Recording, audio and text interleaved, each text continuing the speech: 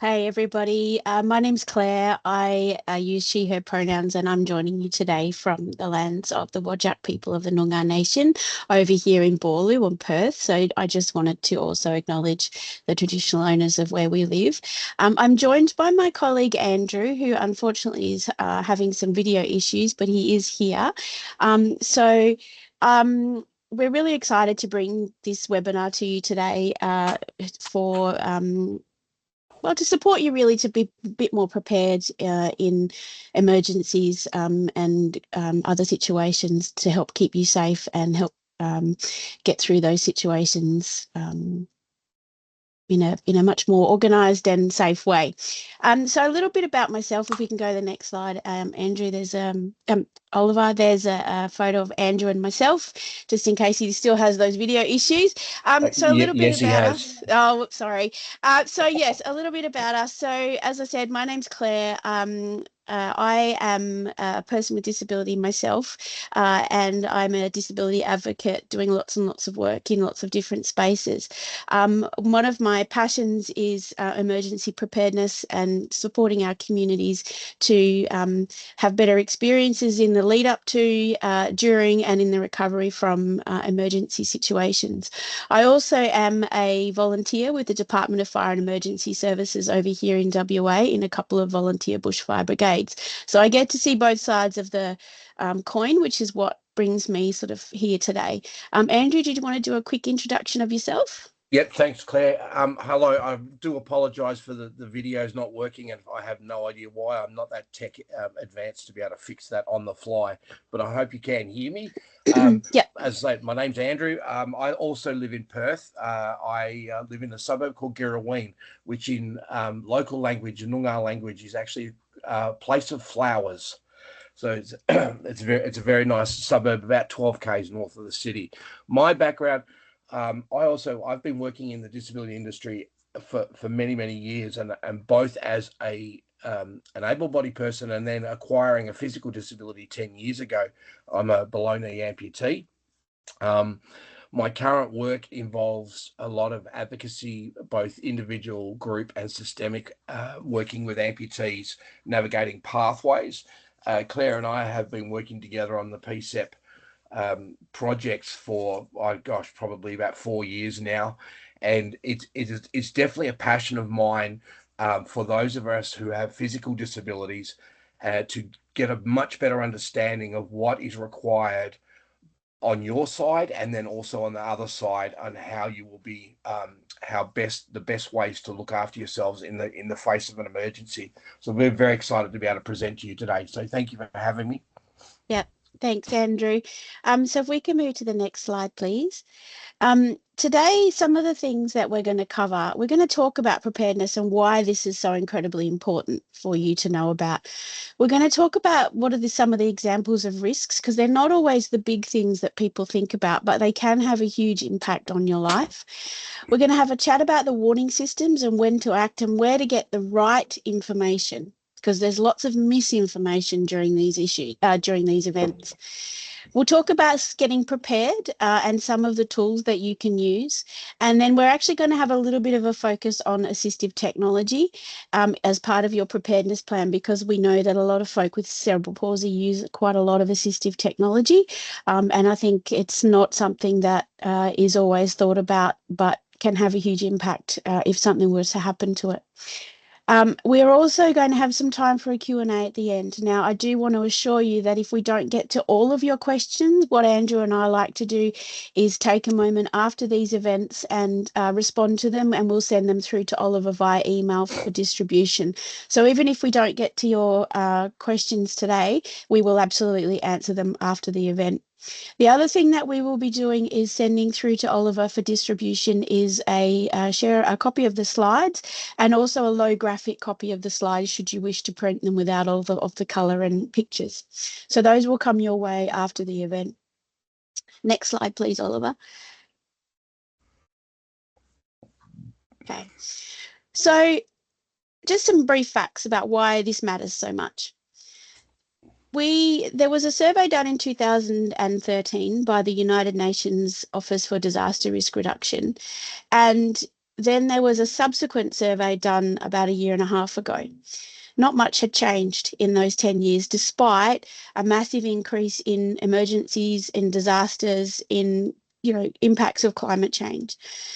We know that about 71% of people with disability do not have any individual preparedness plan for a disaster or an emergency. We know that 13% of those folks do not actually have any support should they need to evacuate.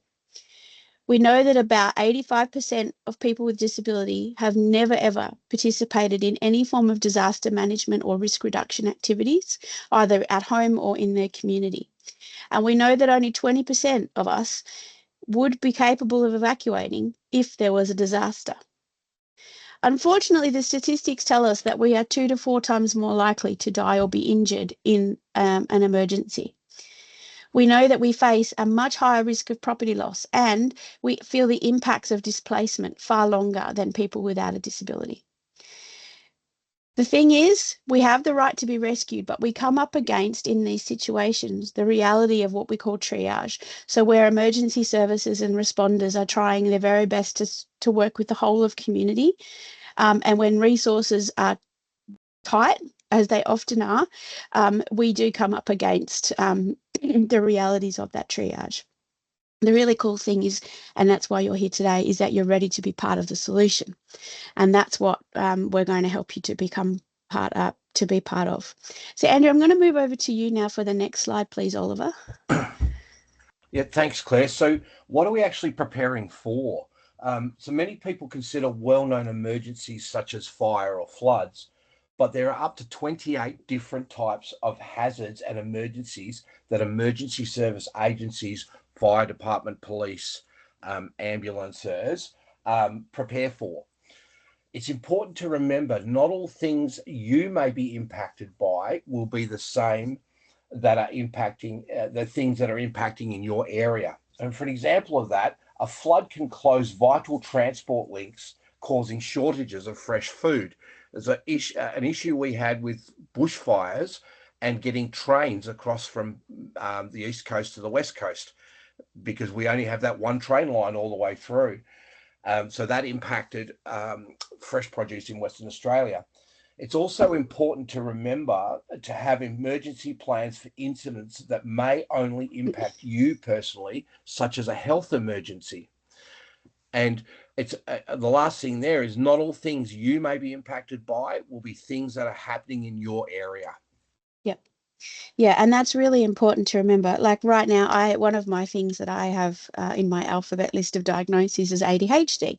And so there is a worldwide shortage of medication at the moment. So I have to prepare for that. And that's part of my everyday planning is how will I get through and manage without my medication? That's not directly necessarily happening in Australia. It's a worldwide thing. So it's really important to just be aware that if you rely on particular food, such as being fed by a stoma or a gastric tube, it could be a supply issue that happens in the eastern states, like due to floods or fires or train derailments, but you will feel the impact here. So it's really important to be aware of that. So can we move to the next slide, please, Oliver? Okay. So one of the things that I think it's really important for everybody to get familiar with is the new Australian warning system. It's been around for a little while now, and I think it's just now in the last probably 8 or 9 months become a fixture in all states and territories across Australia. We used to, in individual states, used to have different warning systems that meant different things. And, if you moved, you might not have been familiar, but it meant some inconsistencies in the way things were managed as well. So now we have this nationally consistent warning system. And part of the way incidents are displayed in that warning system has changed. So it uses one type of nationally consistent icons. And I have some pictures on the screen. One is of a bushfire that has a yellow, an orange and a red triangle with an image of fire inside. Another one is cyclones, that has an image of a yellow, orange and red triangle with a cyclone image inside.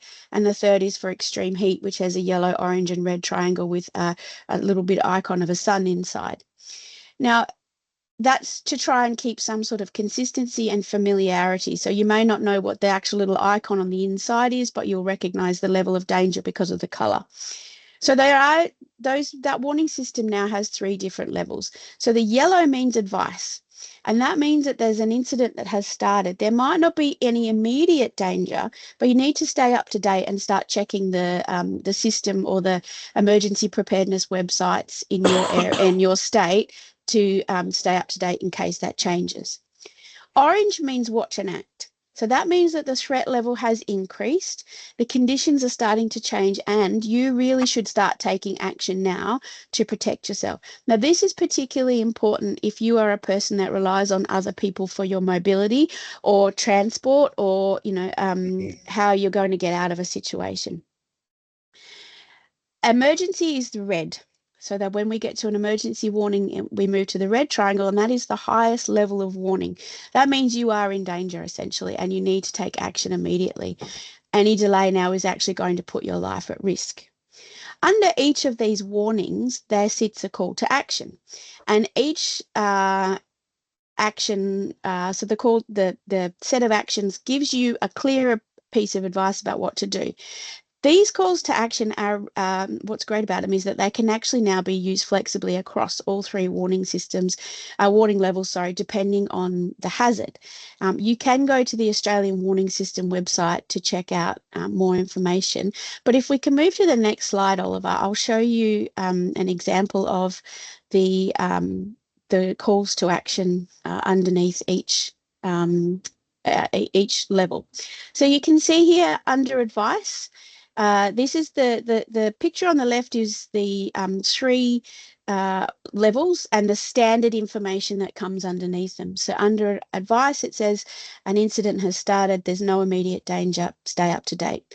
Under the orange section, it says watch and act. There's a heightened level of threat, conditions are changing, and you need to start taking action now. And under emergency warning, an emergency warning is the highest level, and you're in danger and you need to take action immediately. Now, what you'll see on the left or the right side, sorry, and I do apologize that it is a very dark background with white writing. It's because that's how I read visually normally. You can see that we have this is from a recent fire in the Ellenbrook region of Western Australia. You can see that it says bushfire advice and there's a yellow triangle. Underneath, though, you can see that it looks a little different from what you see on the under advice in the left-hand side. So underneath it, it says threat is reduced now under Muswellbrook and in Ellenbrook. So that tells you that they have adapted the messaging. It's not the standard messaging under advice. It's changed a little bit, and then there's some information underneath. So excuse me, about what's happening. So that's just one example. This picture was taken from the Emergency WA website, app, which is what we use here in Western Australia. But I just wanted to show you how the messaging can be changed as things go along. One of the things that Andrew and I are working on is to try and get different state and territory governments to adapt the warnings to actually provide more clear information for people with mobility issues and things like that in this messaging. So it's coming. We're working on it. So if we can go to the next slide, please. Andrew, I'll hand over to you. Thanks, Claire. So as Claire said, at least 3 times that I've counted, getting the right information. Make it a habit to check the official warning pages in your regions. This particular slide is a snapshot of Emergency WA.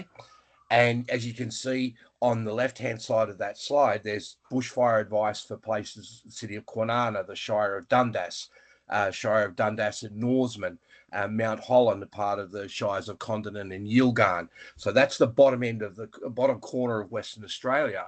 And that particular website gets updated with that warnings that Claire just alluded to on an ongoing basis during the period that it needs to be. It needs to be a true source of information, not things like Facebook, because you'll get a whole bunch of misinformation on there. And that's one thing that Claire and I are really, really keen to to stop is that misinformation, and that's why we're doing this for you guys today. You may receive text messages from Emergency Alert National Warning System. Again, that will come under that that 3 level of warning advice. And you can keep up to date by listening to things like ABC Radio, ABC Emergency, or on this particular website here. So in the face of an emergency, it's important to remember, don't wait for an official warning. It's important that you do not rely solely on receiving an official message, and should always be aware of what's happening around you and where you live, as you could find yourself suddenly in danger. And that happened it was very pertinent. We had a bushfire here just north of where I live at the beginning of last year, and that bushfire changed direction twice. And so houses that were safe for 3 or 4 hours then became right in the path of the bushfire when the wind changed. So you make sure that you're getting that information up as relevant and timely as possible, and act decisively the moment you know that there is danger. If there's something that's close to you, you know it's going to be somewhere near you, act on your plan, and that's the way to do it. Emergency alert. The Emergency Alert National Telephone Warning System, it relies on telecommunication networks to send warning messages to mobile phones. Text messages can be sent based on the last known location of handsets at the time of emergency, and that includes visitors and people travelling in the area. Now, Claire and I both travel quite a bit for work, and whenever I travel interstate, I always hook into that emergency service, emergency alert in that state. I've just recently come back from South Australia, and I had 3 text messages while I was in South Australia from their emergency alert system to say that there was bushfires around South Australia. Didn't concern where I was. I was in Adelaide, but it's really good to know that that system works if you do travel. Yeah. So on our next slide, Claire, Claire's going to Yep. talk about evacuation and how that works. Yeah.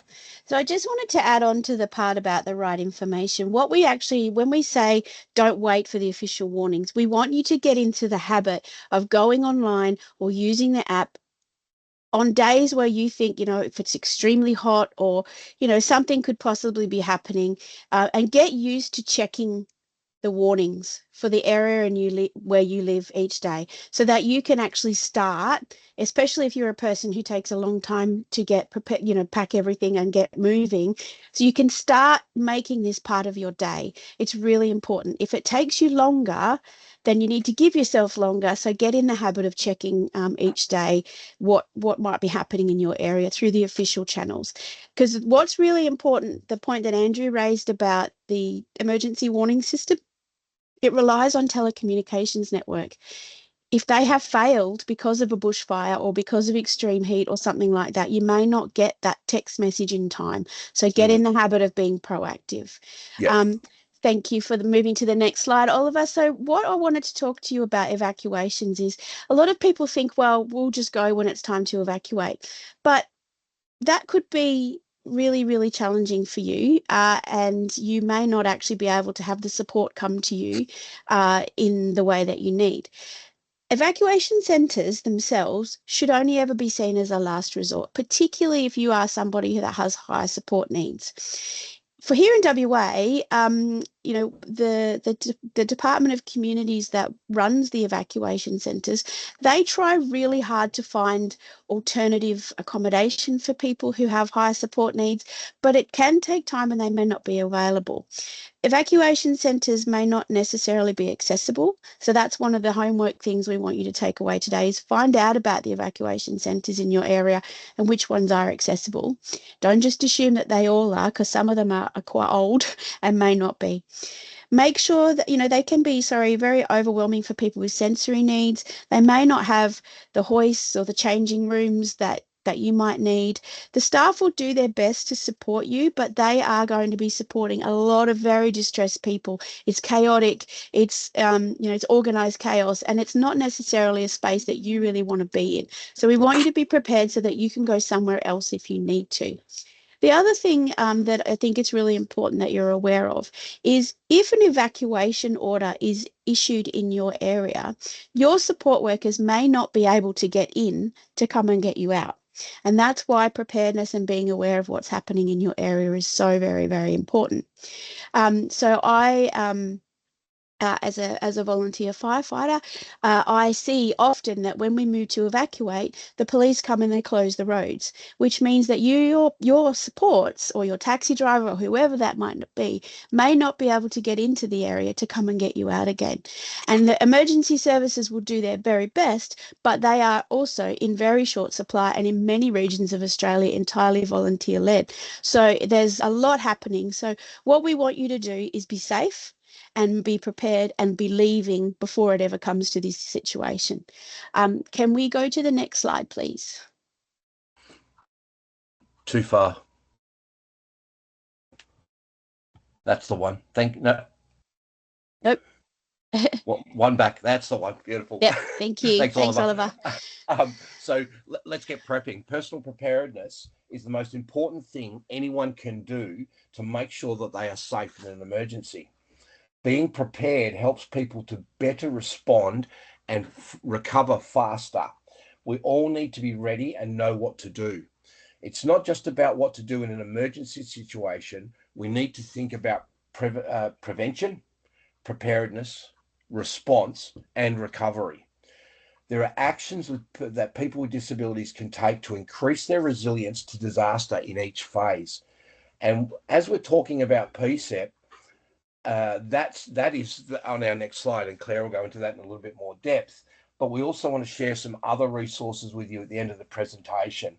So we're also not going to go through the whole PCEP because this PCEP is a journey, and it's not designed to be worked that way. So it's designed to be done on a one-on-one working or in a group situation and working through it as a journey.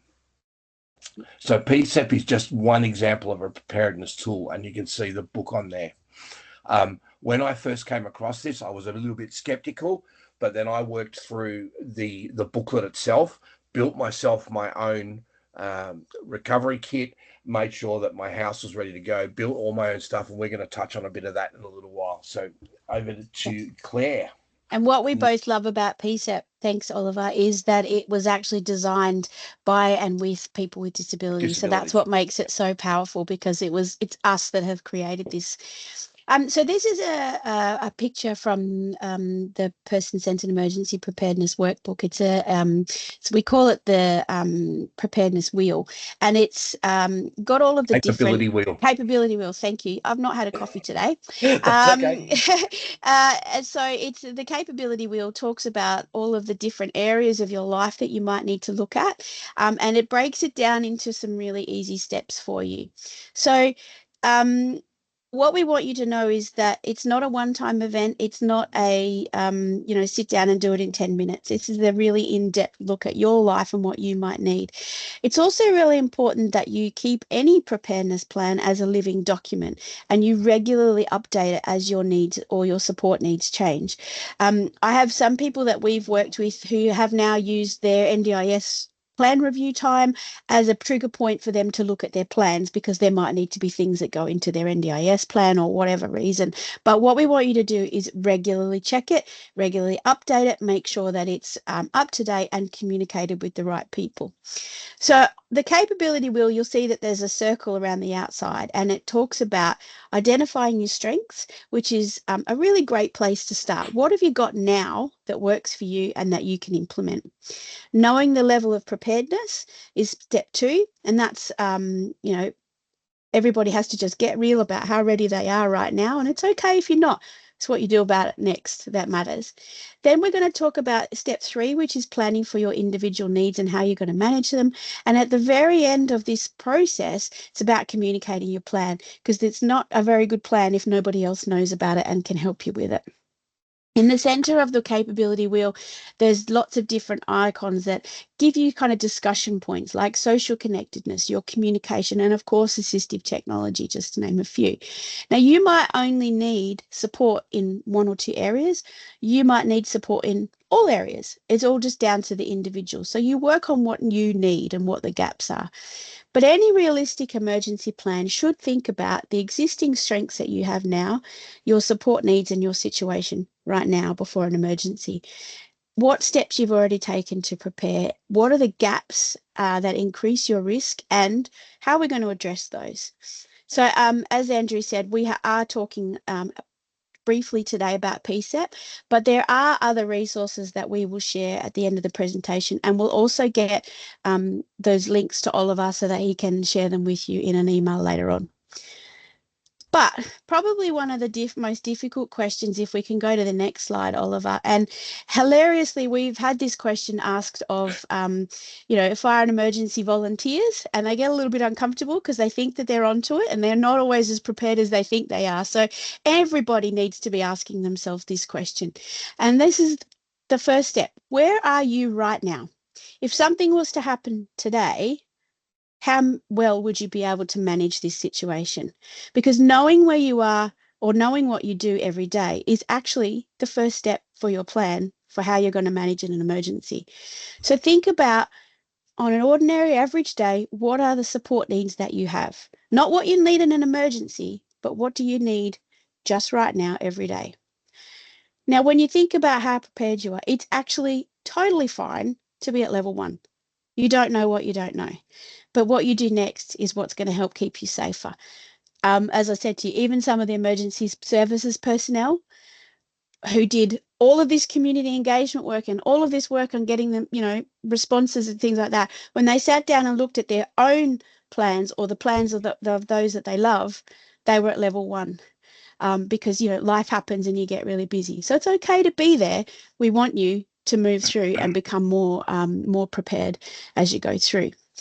We're going to move to the next slide now, and I'm going to hand over to Andrew, who's going to have a little bit of a chat about the importance of thinking for this particular group of people about assistive technology in your plan, because it can be probably, I think you'd agree, Andrew, managing your AT in an emergency is probably one of the more challenging aspects of preparedness for people with disability.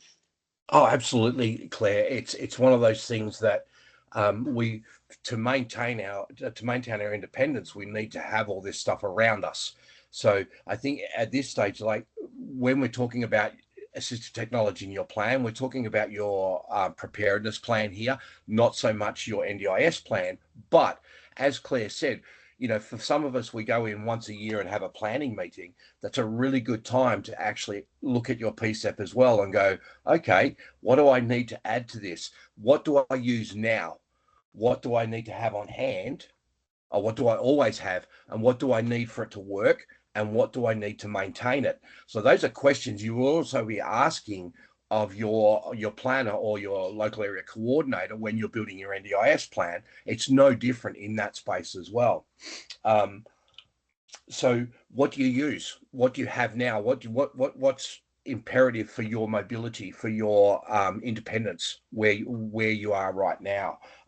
What supplies do you have? So do you need things? So for me as an amputee, I need to make sure that I've got 1 or 2 spare liners. So I need to make sure I've got those. Do I need a power source for anything? So if you're using a powered wheelchair, for example, what's your power source in that? Battery? Is it, where are you going to plug it in if you need to move? All that sort of thing. What's required to maintain the equipment? Can you be outside of your principal residence with your equipment and still have it usable and viable? And who helps you? So obviously for some of us, we're not going to be able to move this stuff on our own because a lot of it is bulky and it needs to be moved by professionals and by our supports. So just questions to think about as you go through. Can I have the next slide, please, Oliver? And can I also, just before you, one back, please. Oh no, this is the right one. Sorry. That's one. Yep. No, that's it. I just want to give a huge shout out. I've just discovered that one of my amazing mentors, Peter Tully, is in the virtual room with us. Oh, cool. Peter was actually instrumental in developing the PSEP original workbook, and I've had the pleasure of working with him on a few different things. So I just wanted to give him a huge shout out for, some of the thinking behind this webinar and the reason why we're doing what we're doing. And I think, Peter, I'm actually going to drag you in and get you to help me answer the questions at the end. So thank you so much, Pete. Over to you, Hi, Peter. Andrew. It's not, thank you. So, well, this next slide talks about the must-haves. So, step two in thinking about your AT in your plan is identifying the must-haves. Identify your priority assistive technology and make sure your plan includes how you will transport critical equipment if you have to evacuate. Make a plan for how you will manage your equipment in an emergency. How will I transport it? Will I need to power it? What if I am not home and can't return home in an emergency situation? What if you can't? What if your home is not there anymore in an emergency situation? So pre-planning is critical for people who require power supply and or people to operate life-sustaining and other equipment. The reality is, it is unlikely you'll be able to take it all with you. So when we talk about the critical requirements, what is the must-haves that's going to keep you alive and keep you safe if you have to be away from your house or away from your living situation? Just things to think about. It sounds very dark, but it's that the whole idea of this is so that you start to prepare what you actually need to do. Yeah. So yeah, next slide, please. A really good example, and people know this one really well too, is when they were creating the original PSET workbook. There was a gentleman who had lots and lots and lots of assistive technology, and power wheelchairs and a whole bunch of other things. But when it actually came down to it, the thing that would keep him the safest and the get him to the recovery was his alternating air mattress. So in an emergency, lots of other things could be left behind, but that mattress was going to be the key to keeping him in a good way and out of hospital, etc., etc., through those emergencies. So, it's really important to think about that, because you don't have moving vans for all of the things when you're trying to evacuate, but what are the essentials that you really can't live without? Yeah. Um, the thing that we wanted to talk to you about, because I've just finished working on a project here in WA about heat waves, and what we've discovered is that not people are not necessarily thinking about heat waves as part of their emergency preparedness, but it can have a massive impact on you. People are not really necessarily aware of what heat waves are, but if you are someone, and I know lots of folk with cerebral palsy are actually really significantly impacted by heat waves, so is their assistive technology. So we felt it was important to talk about it. Now, a heat wave occurs when the maximum and the minimum temperatures are unusually hot over a 3-day period in a specific location. So I'm not talking about necessarily statewide or things like that, but in the area where you live. And that's also overnight as well, where the temperatures are not actually dropping enough to give you and your equipment or whichever a chance to recover. So the maximum and the minimum temperatures are unusually hot, at least over 3 days. That's considered, as I said, in relation to that local climate and past weather. Why is it so important to know about it? Because they can impact the battery life of your equipment. They can impact, as I've said, the critical infrastructure, such as communication and power. They can impact the shelf life of your medication. I know here where I live in the Perth Hills. Now I'm in the metro area, but I know if I have a certain number of days over a certain temperature, I'm going to lose power, because our infrastructure is old and it doesn't necessarily hold up when things are unusually hot over a length of time. So I even have to prepare for that. We also know that this continuing heat waves actually place a lot of heat stress on individuals' body, and that's a critical factor in human health. Hot nights, as I've said, make it really hard to recover from the heat of the day, and that cumulative stress on your body can be really, really significant. They classify heat waves into 3 different types. There's the low intensity, which are more frequent during summer, and most people, they think, can cope with those.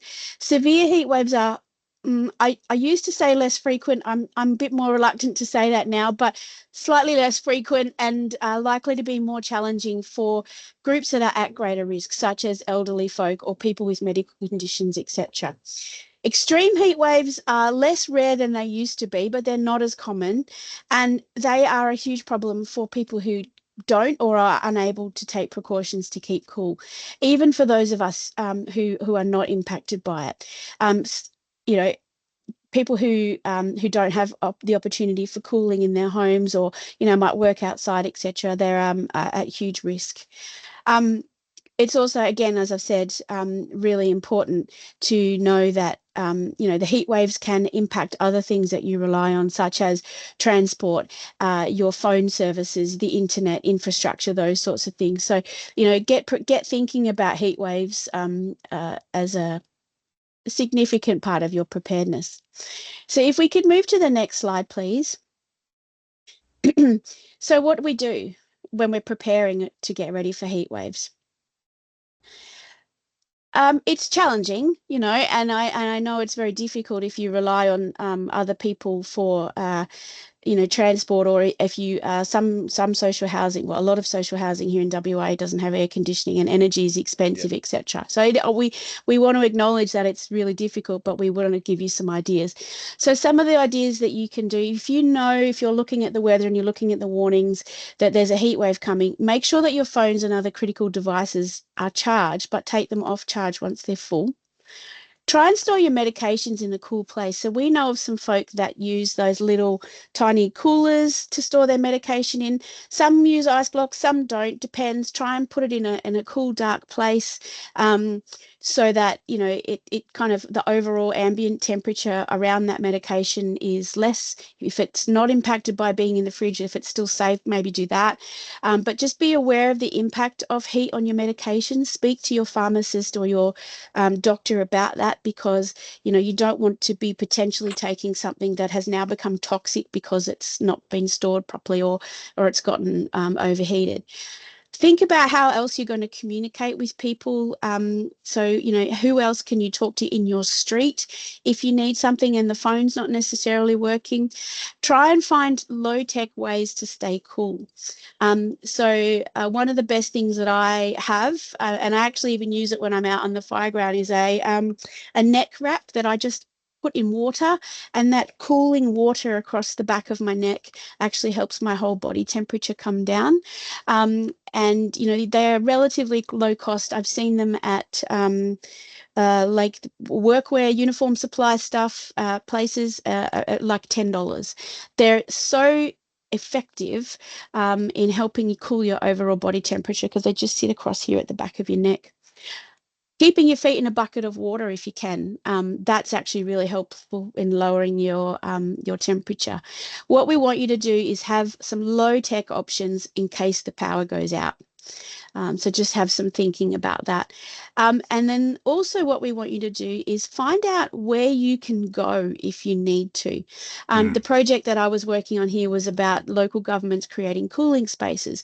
Not everybody has that, but where can you go if it is so unbearably hot where you live that you need to escape for your own wellness? So have a talk to your local council, talk to the people that are providing you with services, brainstorm together about where people can go to try and stay cool. And who's going to help you get there, etc. I think if we could move to the next slide, please. Can I just add a point to yours Yep. there, Claire, if you don't mind? No. For and especially for having a physical disability, as an amputee, my body temperature actually runs higher Mm-hmm. because I've got less surface area of skin because of being an amputee. And I was just thinking about you just saying, and put a foot in a bucket of water. That wouldn't actually work for me Well, not at with all. one foot, no. But that's something to be think about, as we know that thermoregulatory dysfunction of some physical disabilities actually is a very real thing. So it's Yep. really important to keep a close eye on that. For me, because I am ambulant, if the temperature gets over 40 degrees, which it does regularly here in Perth, Yeah. I will go and find myself a bottle shop, or a 7-Eleven that's got a walk-in fridge, and I'll go and sit in there for a little while just to cool my core temperature down. So I, You're I have funny. been, which works. But anyway, so packing in an emergency kit, um, packing an emergency kit is a really important thing to have. I'm ex-military, and we used to call them go bags, and it literally is a bag of stuff that you put together that you can just pick up and go when it's ready to go. So we're talking about basic survival items, clothes, med kits, comms tools. Probably one of the best things that I've ever seen is a rotary powered torch, and also a rotary powered radio that you can buy really, really cheap. You can buy them off like Temu and all those other places. They're really cheap, but they do work. Comfort items, identity documents, and cash. In my four-wheel drive, underneath, I've got a lockbox under the seat of my four-wheel drive that has has photocopies of all my insurance documents, my driver's licenses, my marriage certificate, all that stuff. It sits underneath there. Every time I update my PCEP, I update that to make sure that we've got that. If you've got children, items to occupy them. And if you have pets or assistance animals, they play a big part in this as well. In the capability wheel, there is actually a part in there about assistance animals. So it's not just for care for pets, but also care for your assistance animals. There's a whole bunch of online tools, and we'll share some of those things with you in some links to some different ways to do that. But it's very important to pack what you need for your situation, not Yep. what other things people may think you need. You best. You know your situation. You know what you need. On Yep. the little diagram here, we've got some food. We've got formulas. We've got a knife. We've got say personal protective equipment, all those sort of things. So you don't know what sort of situation you're going into, so pack for that, for any sort of what you actually may need. Yep. So we will give you some links to some really cool packing and pictures, and it helps design that. So Yep. just basic stuff to keep you to survive. Okay. Yep. Next slide, please, Oliver. What we'll also do is there's a company over in the eastern states that created a really good sensory evacuation bag list. So we'll send you that too. But some of the other things that you want to consider in an emergency, like this is all very, very important to having a plan to survive. But good planning means planning to protect the life that you actually value living. So what you're doing right now, making sure you can get back to that.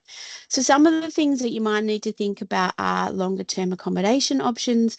What will you do if you need longer term access to medical services and support? Now, we're not going to answer this question today. These are some of the things that you'll have conversations with in your planning process. What would happen if your evacuation location was under threat, or you couldn't go there for another reason? Have you got an alternative? What about if you were separated from your loved ones? What's the plan where you're going to meet, how you're going to communicate, especially if phone lines and incidents are down? Um, what what are you going to do if something happens and you're not home and you can't get back to your kits or whatever you might need? These are the kind of conversations that you want to think about. It's really challenging and it feels really uncomfortable, like even me doing what I do, and I go, oh, I don't like talking about this, but it's really, really important. The other thing I think, particularly for people with disability, we need to think about the financial implications. What are the costs of emergencies? We already have the disability tax on just about all of the things that we do. And even if we are able to afford great insurance, we might still need more. So think about anything that you have that might need replacing, what's going to happen, how you're going to do that. Are you going to need to take time off work if you work? Who's going to support you if your support workers live in the region that you live in and they're impacted? What's the backup plan there? It is also really important that often after the big things that there's financial assistance from the government, but I know anecdotally people have sort of said, well, it's not enough and it doesn't last long enough for us because it takes us longer to recover. So some of the other things are that you might want to think about is, so I come back to my ADHD medication. What's my plan if my chemist, where in WA, he has to hold my scripts if he can't be there because of an emergency? What will I do if I need a new script and my chemist is the holder of my script and he's been impacted and he's not there? So, you know, you need to sort of do that sort of longer plan, longer thinking. And so for an example on that particular situation, we have had conversations with my psychiatrist who I could call. Andrew, can I just get you to mute yourself for a sec? Um, Sorry. uh, um, my psychiatrist will actually um, provide me with a letter outlining all of the different things that I have, and then if I need it, you know, I can go to another chemist and get access to the supports that I need there. So just thinking about that, are you going to store copies of your script on a different device and not just leave them paper copies at home? All kinds of things, and some of the resources that we will send you will help you with that. Now, I'm just in the interest of time. I don't want to leave no time for questions, but I realise we've talked a little bit much. Can we skip straight to the slide talking about preparing to plan, please? And I'll hand over quickly to Andrew. It's slide number 23, Oliver. Okay, so it's never too late to start your planning, and talking with others is a great way to get them thinking about their own plans also. It might be difficult to think about the subject, but it is hugely important. It's something that is it's a really in-depth subject, but it needs to be talked about. So even people in metro areas, and I live in a metropolitan area, need to start thinking about their plans. Disasters can happen at any time, anywhere. And I alluded before to a bushfire, which is very, very close to where we live. And if you understand the way a fire works, we were actually under threat of embers where we live, and we're 15 kilometres away from that particular fire. Yeah. So it was really good to have our plan in place, and if we needed to go, we could go. Yeah. So planning conversations start with you and your support network. Yeah, absolutely. Can't stress that enough. And remember, we're also thinking about stuff that's other than, so the heat wave, the lack of, materials coming into the region in which you live, all of those sorts of things. So you that can be impacting you in a metro area. So really important to think about. So if we go to the next slide, please, probably the most important part of any emergency preparedness plan. And the nerd in me just came out. I'm very sorry. I'm a massive Doctor Who fan, but it's communicate, communicate, communicate, communicate. The most effective plan is the one that everybody knows about and works in practice. It is no point you having it stuffed in a drawer and nobody knows what to do and when to enact it, because something could have happened to you. So people need to know about these plans. They need to know where they are. They need to know when they kicked in. They need to know their part and your part in these plans. Just writing it down is not enough. Make time to discuss it. Make time to share it. So think about who you're going to tell. What's the most important thing about this plan that you want to communicate? And remember, please, it's a living document. You need to check it regularly and adjust it if any changes come into you, that impact your needs or the supports that you might need in these situations. Can't stress this enough. You can do all of the other work and it doesn't work unless you talk about communication. Yep. So we're going to go straight now to the question and answer session. And see if there are any questions that people have. I hope so. I hope that we haven't bored everybody to tears. It's a little bit of a nerdy subject, I know, but it's really, really important because we want to keep everybody safe. Thanks so much, Claire and Andrew. It was a really informative presentation, very well communicated, I think. I'm just going to give attendees a moment to submit any questions they may have in that Q&A box that's at the top panel on Teams. And just take a moment to say, again, it's such a critical subject matter for so many people, emergency preparedness. And the key thing really is about the accuracy of information. If someone is in a emergency situation, not only the preparedness they've done for themselves beforehand, but the information they're getting from other sources, it's important that they know where to look to get the right intel. So in a way that Yeah, it's really important. It's hugely important because people, like even where I live here in Perth Hills, there's lots of Facebook chat groups about and every time a siren goes past, what's happening, what's happening. There's lots and lots of misinformation. And the preparedness team here use a really good example at DFES. They talk about, a fire had come through a few years before in a region, and it was happening again. And people were going, should I be leaving, should I be leaving? And other people were going, nah, this happened last time, this was fine, no worries, nothing to worry about. But it was something to worry about, and people were actually in significant danger. So please stick to the emergency response channels. Get comfortable with checking it every day. Get comfortable with like knowing where they are, how to access them, get the apps, those sorts of things, because there's so much misinformation, and following that misinformation can put you in danger. Absolutely. And I just wanted to quickly mention the connection to say that really that's something that's very important to my CP guide as well, the idea of providing accurate and trustworthy information.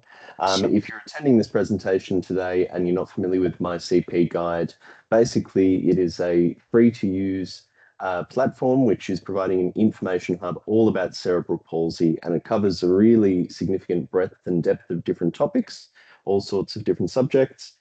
So if you haven't seen it before, and if you're seeking information about cerebral palsy as a person with cerebral palsy or a family member or a supporter, please do check it out at mycpguide.org.au.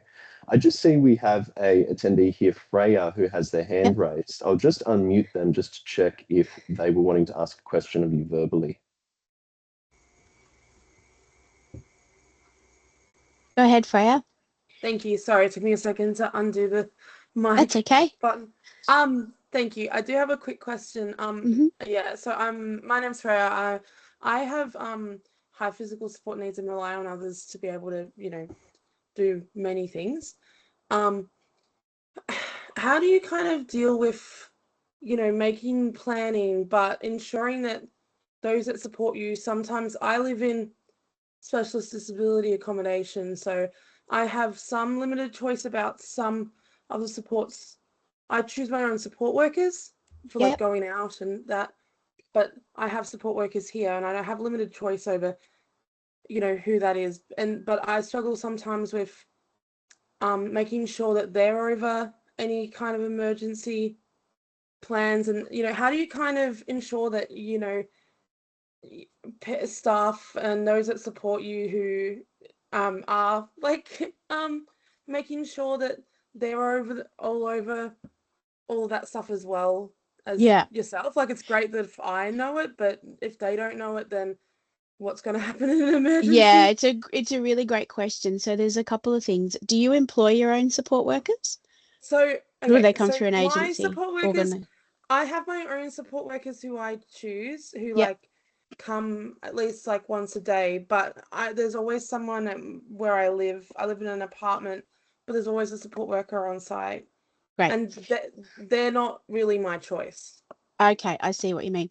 So there's a couple of things. I think that the best way to get everybody to know about these things is that there's conversations that need to be had. So if they're involved in creating your plan, obviously they'll have some insight into it. But if they're not involved in creating your plan, it's really important to sit down and to take the time to go through that plan with that person and make sure that they know what the trigger points are for enacting that plan, what their responsibility or their role is going to be in that plan, because you need to make sure that they're comfortable with that, being able to take on that role. Not everybody does well in an emergency. So, I'd hate to see a situation where you're maybe relying on someone who's not going to be the really great person to help you in that emergency. So making sure that they're comfortable with that role, making sure that they have the skills and capacity to enact what you need. And if not, who is that person going to be? What's the backup plan of the backup plan? So making the best way that we have found with communicating these is conversation, making sure that you and you go through the plan extensively, that they know. Maybe you want to have some kind of register if you've got lots of different support workers, who's doing that. The other thing is, if you're not providing that support worker who's on site, if that's being provided by an organisation, that organisation has a responsibility, particularly being registered, that they have to have some business continuity and emergency preparedness plans themselves. It's an organisational requirement. So you need to sit down with whoever's in charge there and making sure that those people who are responsible for those workers, that plan is communicated and with them as well, and that they have the capacity to support you in that time of need. I hope that answers that question. I'm always happy to have offline conversations, but the best way is talking about it and putting it in front of people and making sure that people are aware of it and have copies of it.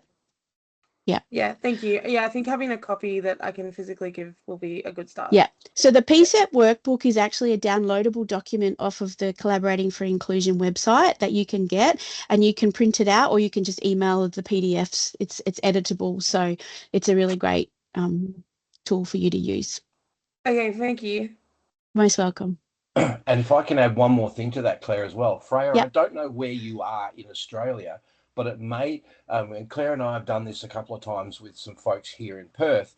We've actually sat with them virtually in doing like planning meetings, having conversations with their support coordinators, with their LACs and stuff like that online. Around that particular thing, around that person-centered emergency planning. So that may be another avenue. Just depends on where you live in Australia, but I'm pretty sure you'll probably find someone who's trained as a facilitator would be more than happy to help you out. Yeah. Thank you. Thanks, Claire and Andrew, and thank you, Freya, for your question. We just have another question here from an attendee who's saying, I'm in New Zealand. Do you know the equivalent places that I can look here?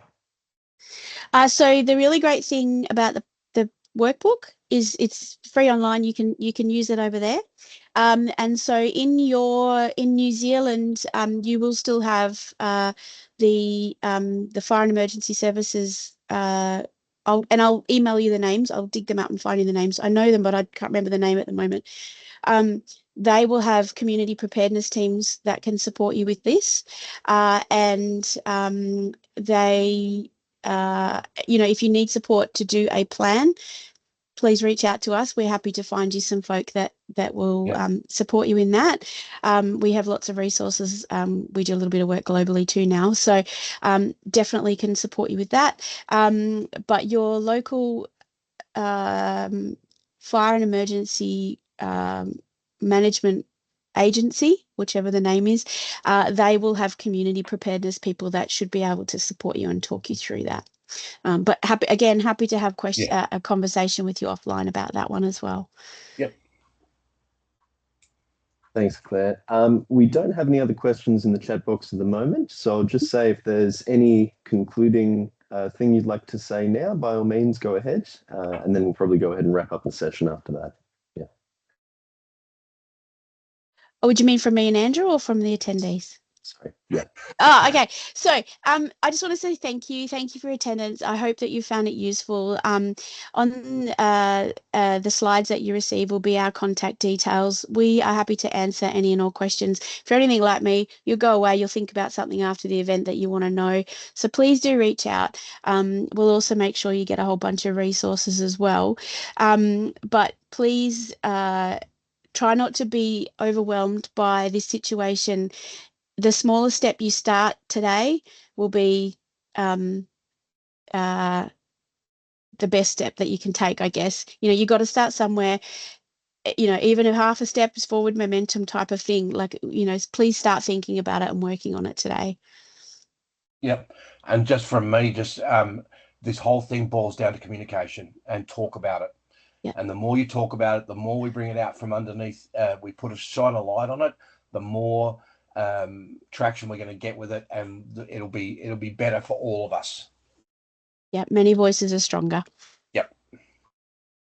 Absolutely. Thank you both. And just a very quick reminder to attendees that we do have that link to our feedback survey in the chat there. So if you do have an opportunity to complete that 1-minute survey now or sometime this afternoon, that would really help us in the way that we develop these webinars. So we really appreciate it. So thank you again to Claire and Andrew for presenting today. Everyone who's registered for this session today will receive an email with a link to view a recording of this webinar and a couple of other relevant items in that message as well. So with that, I'll conclude the session. Thank you everyone who attended the live event today. Thanks, everyone. Thank you. Bye-bye. Bye.